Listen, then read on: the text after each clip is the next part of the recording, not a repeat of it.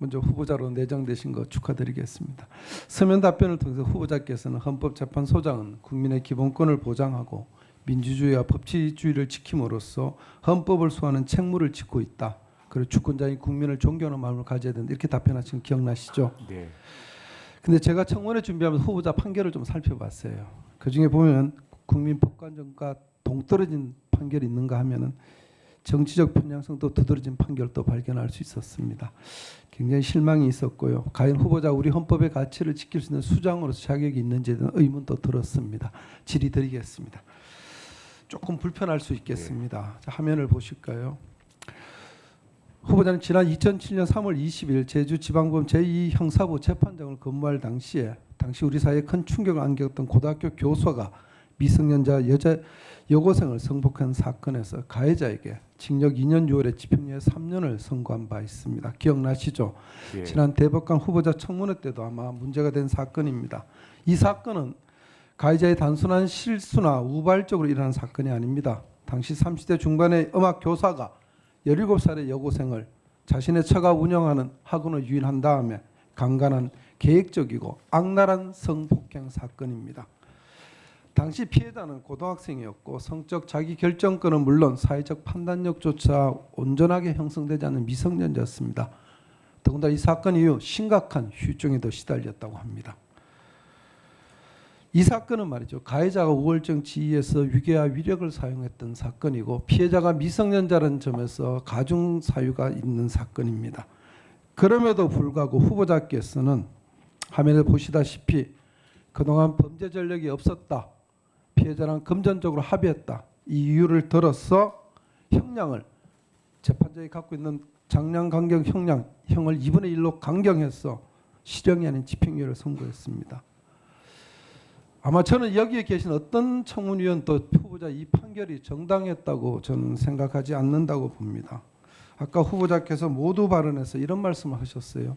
수많은 사건에서 내린 저의 판단이 당사자들에게 납득할 만한 것으로 받아들여지길 저는 간절히 소망했다. 이렇게 말씀하셨는데요.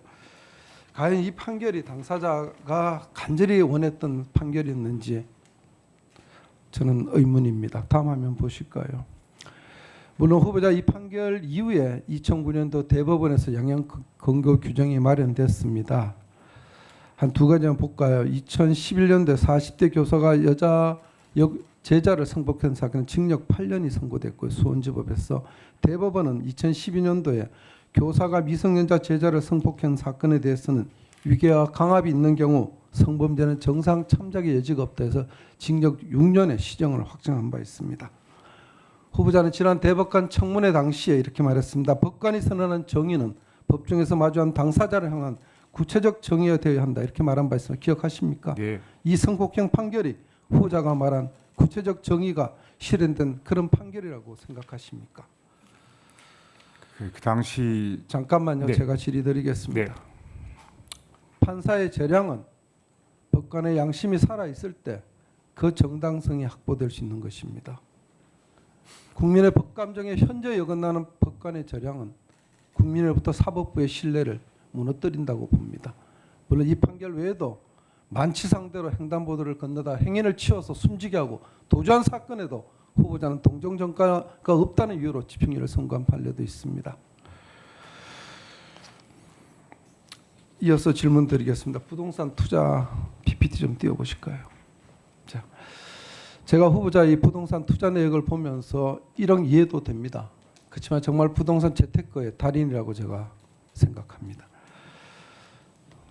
이 부동산 투자를 통해 상당한 재산을 형성했습니다. 2001년도 잠원동 동아파트를 갭 투자로 해서 현금 1억 2천만을 투자한 것을 시작해서 그 인근의 재건축 단지들을 체계적으로 매수해서 매매한, 그래서 현재는 실거래가가 55억에 달하는 메이플 자이 아파트를 소유하고 있습니다.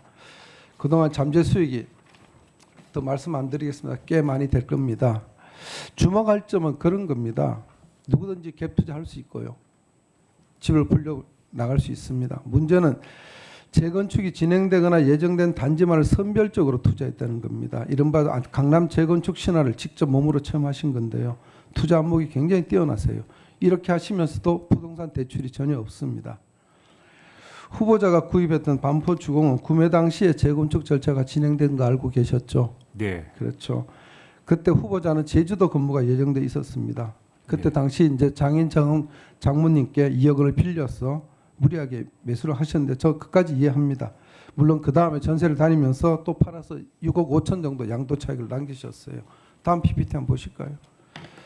후보자가 매수한 아파트가 전부 반포역 반경 500m 이내입니다. 2001년부터 2020년까지 후보자가 제주도 발령을 제외하고는 전부 반포역 인근 500m 부근에서 근무했었어요. 근데 보유하고 있는 집이 지방에 있으면 모르지만 인근에 본인 있는 집이 있는 상태에도 갭 투자를 계속 이어갔다는 겁니다. 이렇게 갭 투자를 이용해서 재건축 단지만 찾아다녀서 재산을 정식했습니다. 과연 이런 후보자 행태에 대해서 국민들이 어떻게 납득할 수 있을까요? 후보자께서는 서면 답변에서 후보자 세례 명이 2보입니까? 네. 맞죠? 2번은 후보자 잘 아다시피 가부와 고아와 가난한 이들의 변호인이라고 불렸던 성인입니다. 맞습니까? 네. 후보자가 이 성인의 길을 본받겠다고 이렇게 답변하신 걸로 제가 기억하고 있습니다. 그리고 지난번 대법관 후보 청문회 때 대법관의 진일 덕목으로 더불어 살아가고 있는 사람들의 깊은 이해와 애정을 밝힌 바 있습니다. 맞죠? 근데 제가 보니까 후보자가 대법관으로 임명되기 전에 우리 취약계층이나 구호활동에 대한 봉사활동 기록이 전혀 없었어요. 그리고 그때 당시 기부금은 대한적십자협의와 국가보훈처에 대한 2만 원 정도의 밖에 없었습니다. 저는 이런 후보자의 앞선 판결과 이런 현실적인 삶의 궤적을 보면 후보자가 정치적 중립을 지키고 헌법을 수호할 정말 자격이 있는지에 대해 묻고 싶습니다. 네, 간략히 네, 답변하시죠. 간단히 위원님 말씀하니까 귀하게 잘 들었습니다. 그 판결은 종전의 판결에 대해서는 그 이후에 여러 가지 그 성인지 감수성에 입각한 양형 기준의 상승의 관점에서 대단히 미흡한 판결로 볼 수 있다는 점 인정하고요. 나름의 그 당시에 여러 가지 당사자들 사이에 원만하게 됐던 그 당시 양형 기준에 좀 충실했던 면이 있지만 그런 부분을 겸허하게 받아들이고요.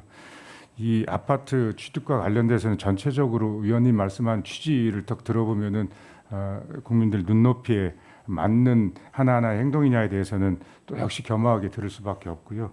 굳이 변명 하나 하자면 마지막 좀 구체합니다만은 그 재건축 아파트를 다 알고서 재건축했는데 갑자기 재건축돼서 시사차익 된 거는 결코 아니라는 말씀만 드리고 싶습니다.